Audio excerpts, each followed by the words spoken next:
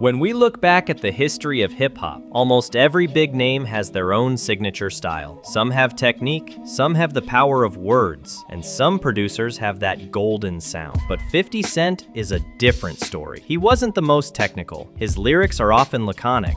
Other people provided him with the best beats, and there were plenty of rappers with big money or interesting stories before him. And yet, in the early 2000s, he became the icon around whom all the hype revolved. How did it happen that it took him just one album to stand shoulder to shoulder with these giants of the rap industry? Let's go back to September 11th, 2007, when everything changed for gangsta rap.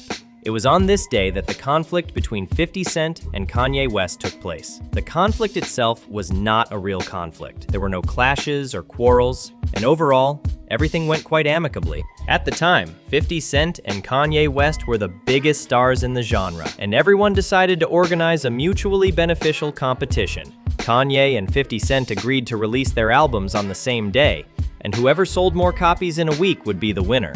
It was a way to compete and promote their albums. Rolling Stone magazine got involved, taking some cool photos and conducting a joint face-to-face interview. In essence, it was initially more of a fun marketing ploy. But interestingly, there was a much more serious struggle at the heart of this conflict, because Kanye and 50 Cent represented two completely different styles of rap. And although it seemed that 50 couldn't lose, the opposite happened.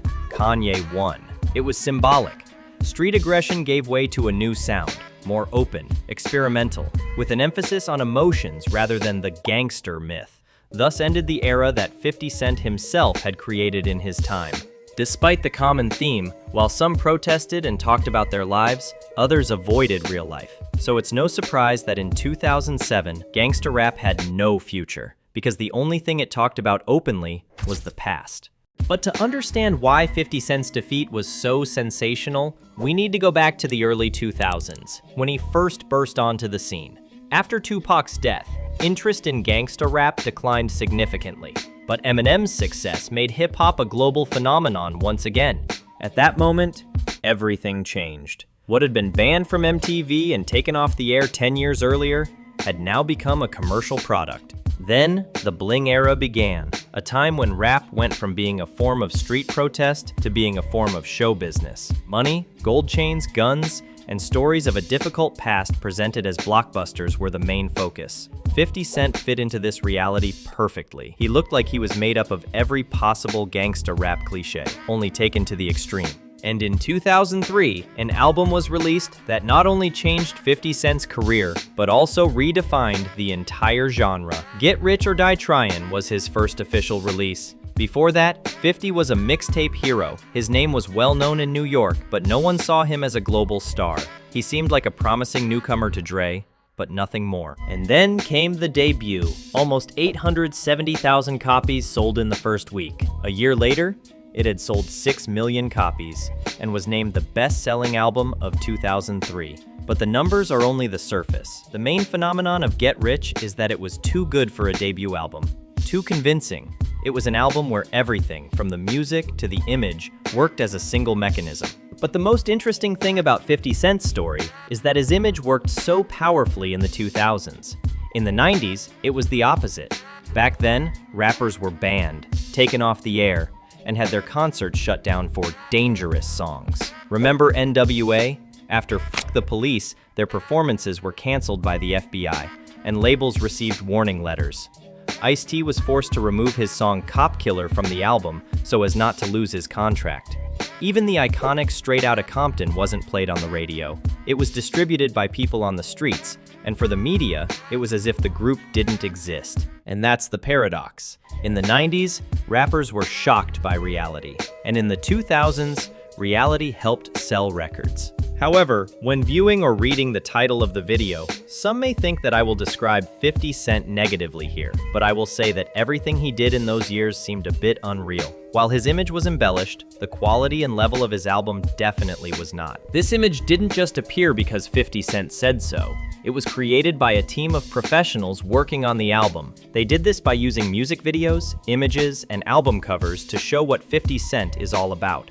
50 Cent was able to present himself in the right way. He did not just accidentally end up on a major label.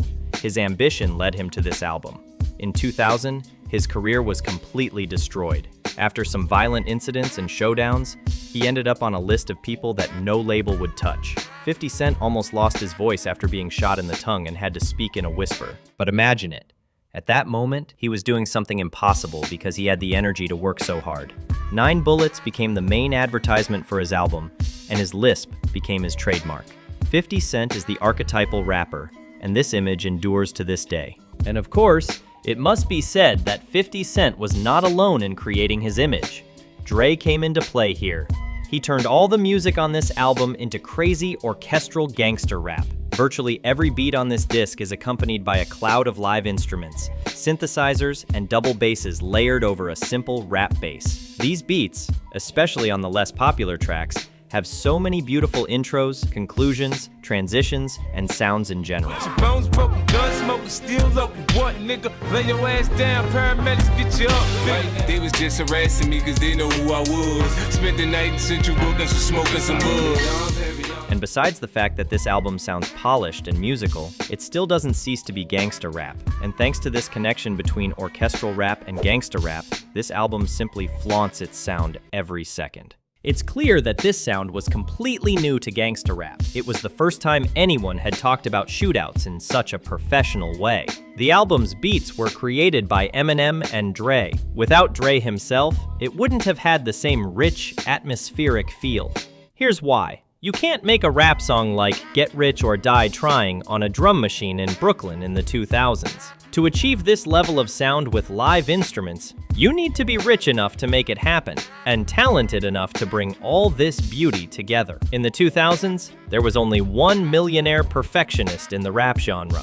Dre really wanted to get rich. You could say that Dre and his crew made 50 Cent not just a rapper, but a symbol of the 2000s. Without them, it might have just been another street story from New York, but with them, it became a cultural event. After the release of Get Rich or Die Tryin', it became clear that rap had finally turned into a business. If in the 90s, gangsta rap was a protest and a cry from the streets, now it has become a blockbuster for the mass audience. Everything that was previously considered too dangerous for MTV became the best-selling content of the 2000s. If Mobb Deep made rap songs about the ghetto for people from the ghetto, then 50 Cent made a cover version about the ghetto for the rest of the world. Since gangsta rap stopped being played on the radio in the 2000s and turned from real protest to fake protest, it has been possible not only to make your gangster image bigger, but also to make a lot of money from it. But the most ironic thing is that the same story about 9 shots that destroyed 50 Cent's career in the 2000s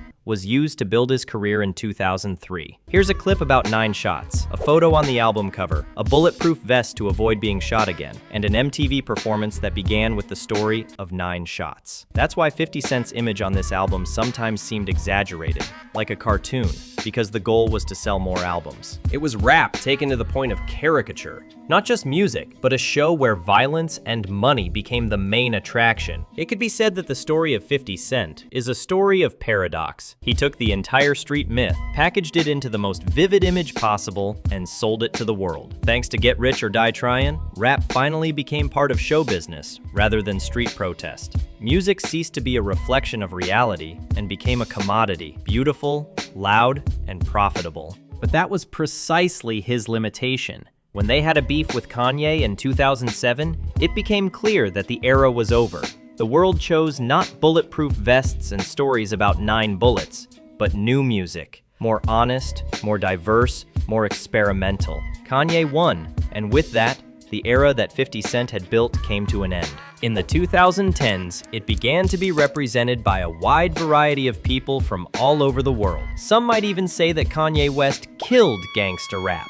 But in reality, rappers like Kanye, Mac Miller, and Kid Cudi simply gave people another option. Gangsta rap died when the rappers themselves took it to such extremes that people simply stopped identifying with it. If you watched the video closely, you probably noticed that money, marketing, business. It's Curtis Jackson again. You guys know, without a doubt, I promote vitamin water the best. Vitamin water! None of those other guys would do that. And maybe even 50 Cent's real name were important themes throughout his career. He wasn't trying to be a rapper, he just saw it as a way to make money. 50 Cent's main job is business, and it doesn't matter if it's rap or TV shows. And yet his role is undeniable. One album made him a symbol of an entire generation. He showed that rap could be rich, but he also proved that an image that is too loud can kill the genre from within.